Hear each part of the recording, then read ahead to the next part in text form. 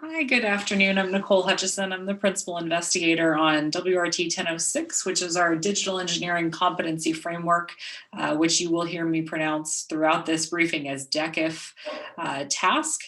I just want to start out by thanking our team. Just as we do with all of our research tasks at the CERC, it's never one person who does all of the work. So the PI might be the most visible person, but there's always a good team behind that person.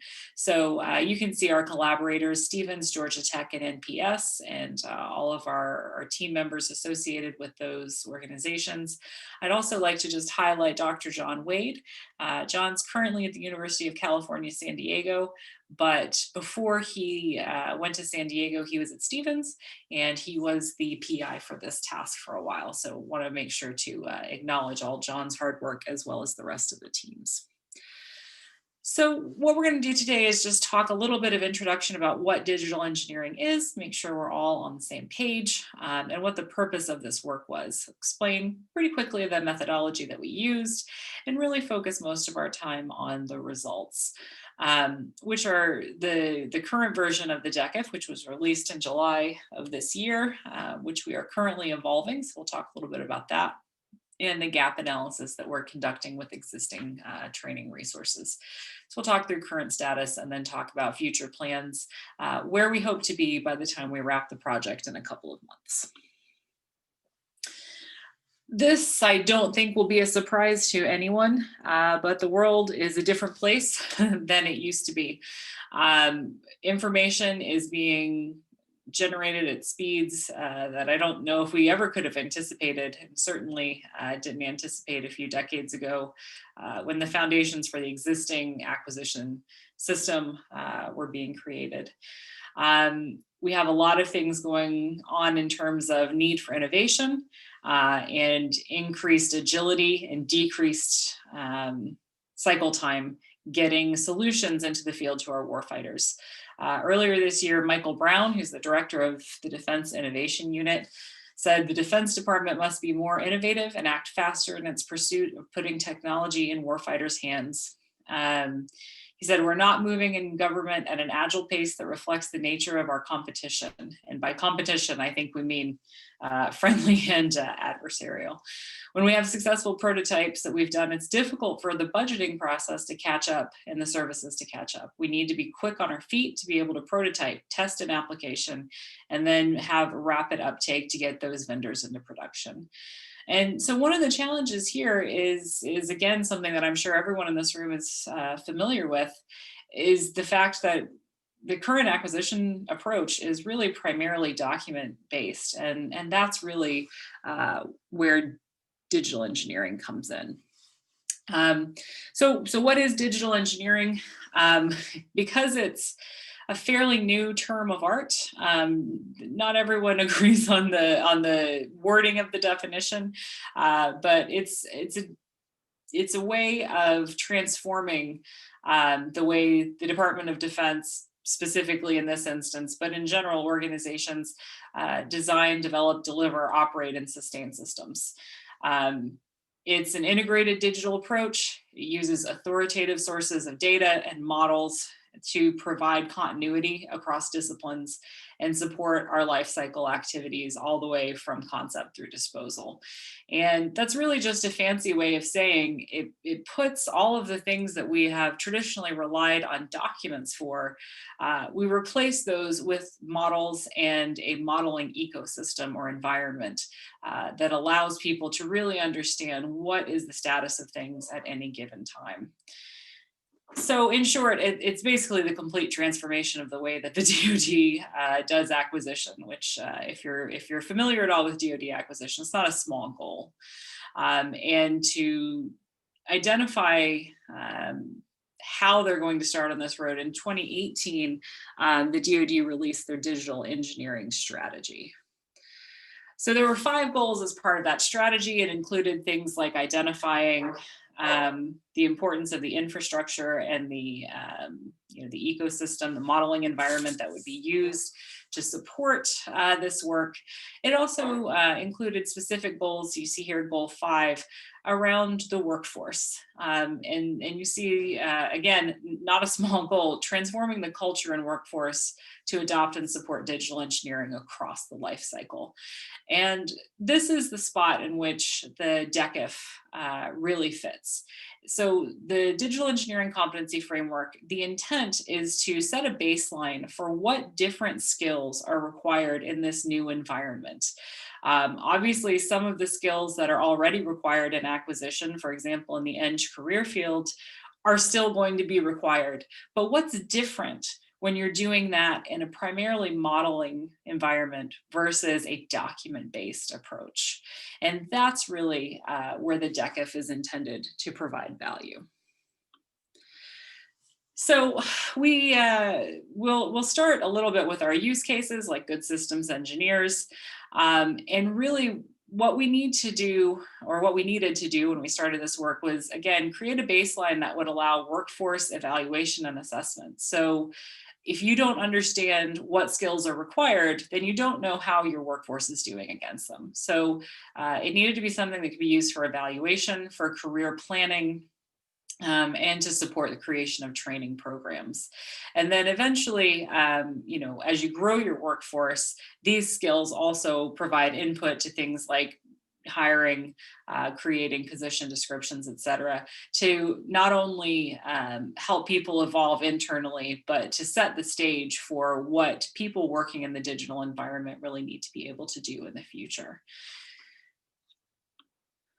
So we did a couple of different things. We started out by trying to understand the big picture. Again, good systems engineers, we want to understand not only what the DoD vision for digital engineering was, but what's going on in the rest of the community. So for example, as you can imagine, what the state of practice is in model-based systems engineering was, of course, a critical input. There's a lot of good work going on, some of it related to the CERC. For example, Mark Blackburn, who's on this team, also leads work with NavAir specifically around digital transformation. So looking at what's out there, seeing what people are doing, and getting a sense of what the state of the art and the state of practice are. And as Mark would say, the art of the possible. So where could this really be going? And understanding that we might not be able to identify everything, but come up with a sufficient baseline in the DECF of competencies that are required to enable people to work in that world. And so we looked at this from a couple of different directions simultaneously. So first thing, we looked at existing systems engineering competency models or related competency models, just to understand, one, holistically what's entailed in those things, and again, two, what needs to be different if we're talking a fully digital approach versus a document-based approach. And I'm using document-based approach a little pejoratively, but obviously, engineers use models, that's not new, but it's different, particularly in having how we handle acquisition and the expectation of what should be produced in a model versus in a document. So for example, we want requirements, we go to our requirements documentation. And this is saying, well, no, you don't create those documents. It's actually in the model where you find all this information. That's a big change. So again, we looked at existing systems engineering competency models because digital engineering is about creating systems using a digital context more effectively.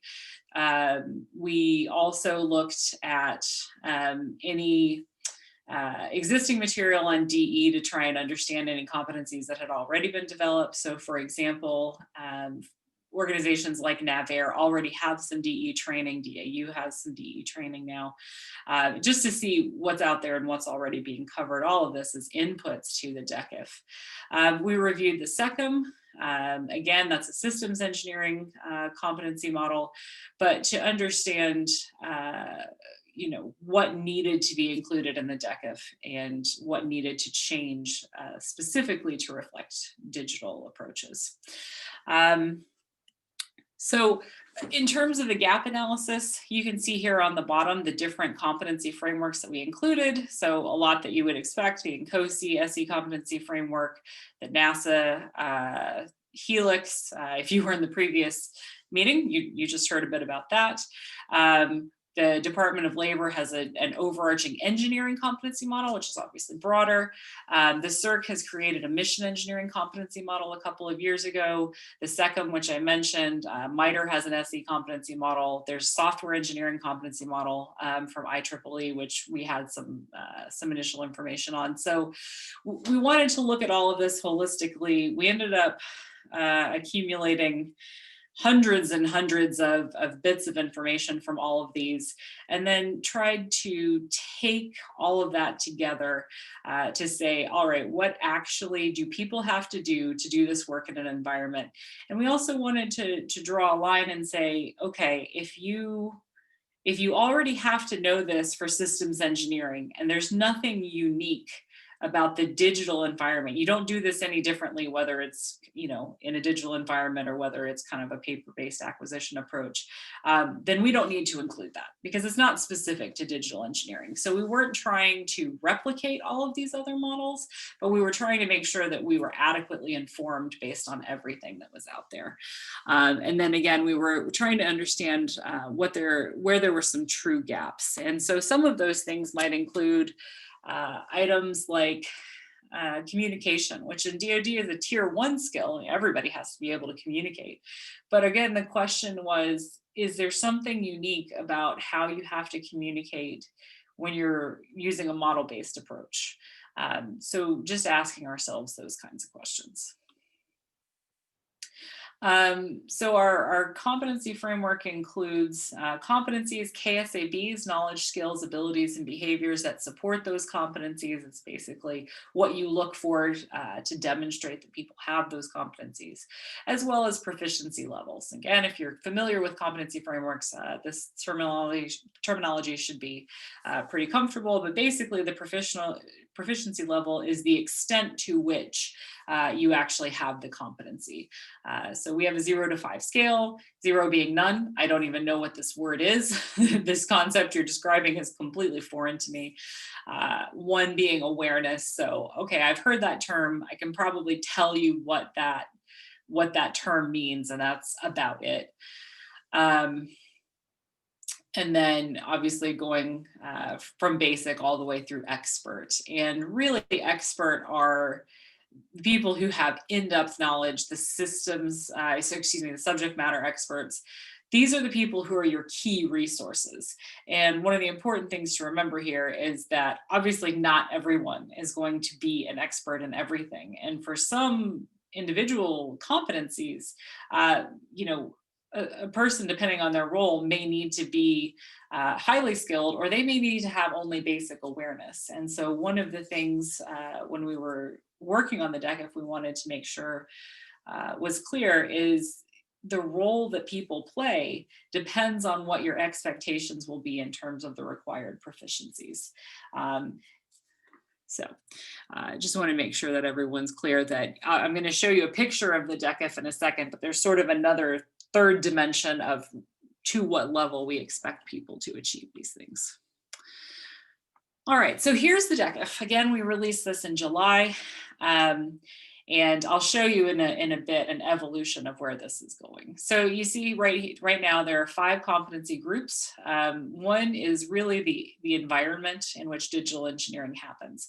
So that environment has to be developed and maintained, operated and supported. It has to be kept secure. And there's a lot of work that goes into that. Now, for most people, think about your program managers, general engineers, even systems engineers. Really, you need to know how to operate in the environment. But somebody within DoD needs to be able to understand how we actually develop that infrastructure, how we manage it. Again, those are related to some of the other digital engineering strategic goals, but we wanted to reflect that here. I talked about proficiencies a second ago, and this is where you might say, okay, being able to actually develop the digital enterprise environment, not many people are going to need that skill set, but being able to operate within that environment, a lot of people are going to need to be able to do that. Data engineering, and this is data governance, which includes data management as well as analytics. And then digital engineering and analysis, which is kind of the big category. It's actually doing the engineering work in this particular environment. So you can see that includes modeling and simulation.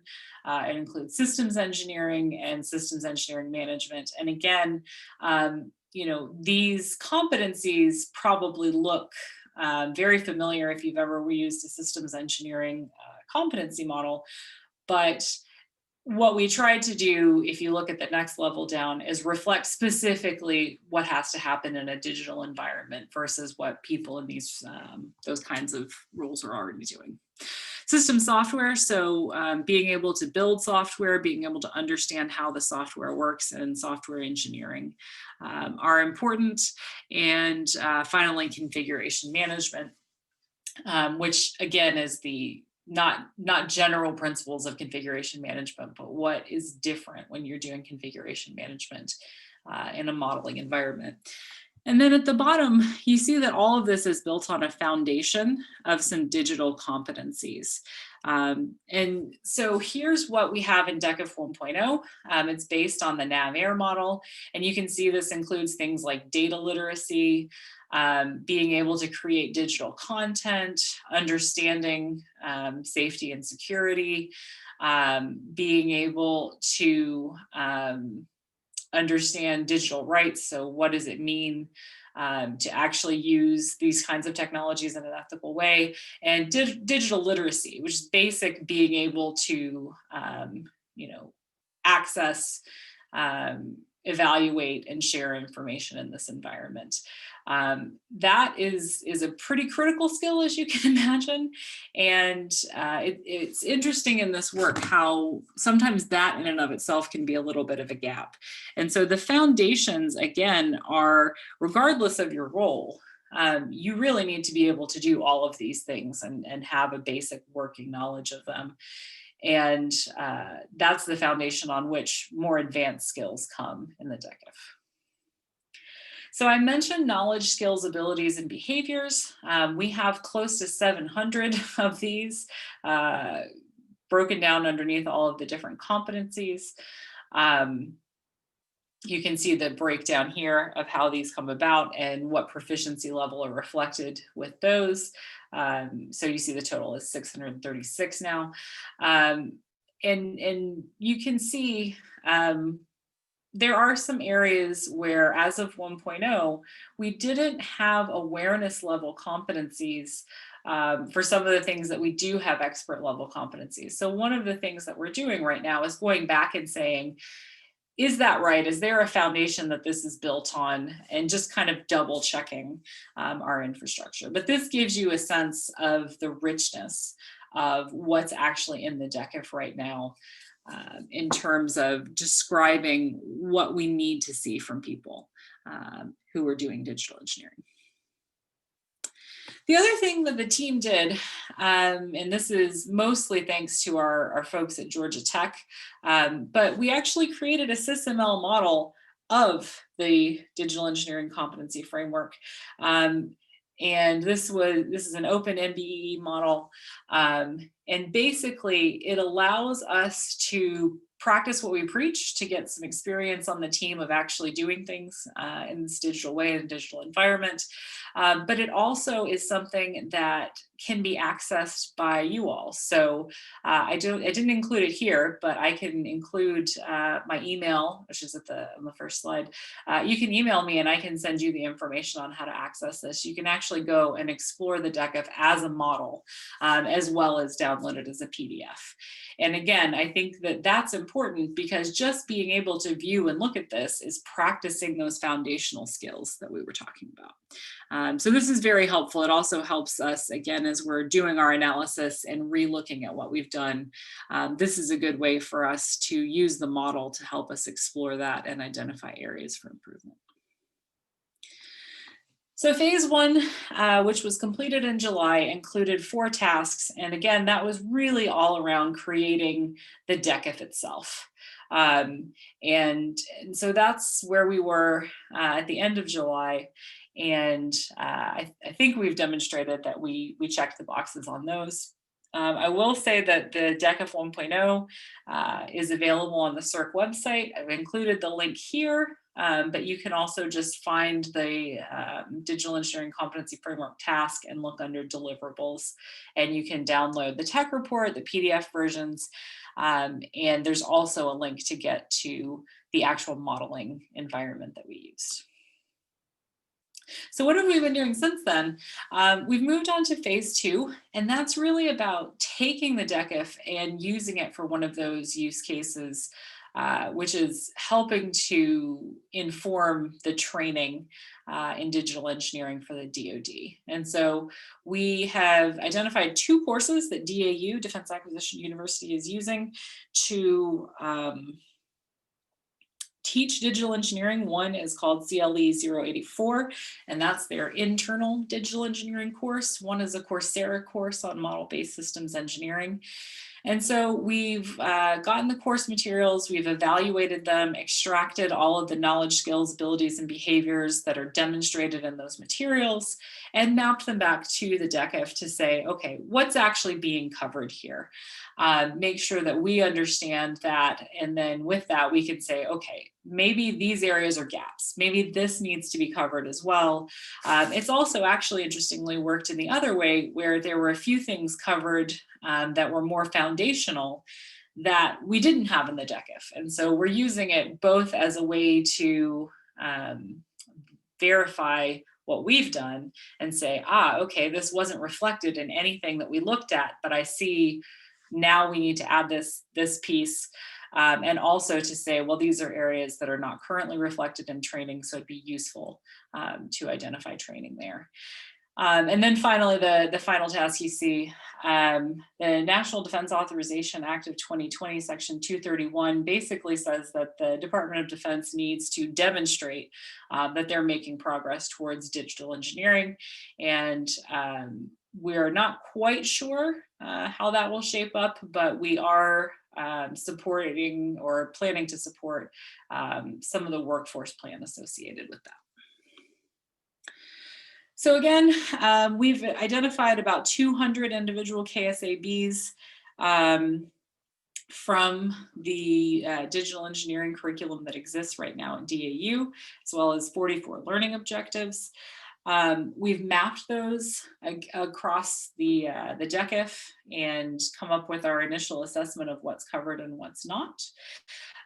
Interestingly, and you'll hear from Ralph Giffen on this a little bit later, DAU also has a task on micro-credentialing for areas of strategic importance, and those credentials include one for digital engineering. So as part of that, we actually identified KSABs that we would recommend for folks at the managerial level, not quite as technical, but need some work, some ability to work in this environment, as well as practitioners for digital engineering. And so we've also mapped those identified KSABs against what's currently in the DAU curriculum. And that provides a really nice, clear insight into what those gaps are. So we actually just wrapped that up last week, so haven't updated the slides on this yet. But basically, there are a lot of things at the awareness level in the existing training. The next step is figuring out how we get people a little bit further, particularly for those practitioners that I mentioned. Help develop training that gets people kind of to the next level in that. So where are we going? Again, I mentioned we're doing some internal review of the existing DAU model. We also have, I should have mentioned earlier, a SME panel. You may know Troy Peterson or Sandy Friedenthal, very well known within the MBSE community. They review our work and provide expert opinion. So getting more feedback from Sandy and Troy.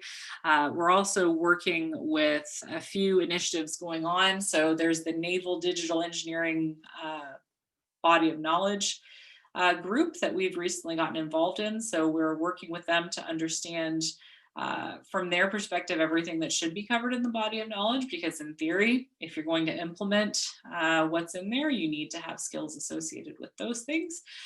So we've started to create some synergies there. There's also the outreach training group, who again is a group of people who are already creating and delivering training around digital engineering. So we want to continue to keep that group updated on what we're doing and also get feedback from them. And Dr. Yancy Tao joined the team a few months ago, and the first thing that she did was actually do her own independent assessment of the DECF. And so what you're seeing right now is a work in progress of what DECF 1.1 may be. So you can see that we've actually moved configuration management under digital engineering and analysis. Systems engineering management has become engineering management because it's activities that are really more engineering management focused than systems engineering. We've also started to build out more clearly those foundational digital competencies. And part of the rationale for that is that digital literacy, in particular in software literacy, really resonated with people. And we want to make sure that if you just look at an overview of the DECF, those things really come out. And in particular, I know that the Digital Engineering Working Group and the DE Tiger team have already started using that language. And so we want to make sure that what's actually happening in practice is reflected in the DECF. So we will continue to evolve the DECF. In January 2021, we should be wrapping this project up. So we'll deliver an updated version of the DECF, as well as our recommendations for DAU. So what gaps are existing and what can we do to close those gaps in training. And that will be the end of the task. We're also hoping that other organizations outside the DoD that are interested in digital engineering may be willing to utilize the DECF for their own purposes. So that's where we are. Really happy to take any questions, and thanks very much for your time. Have a good one.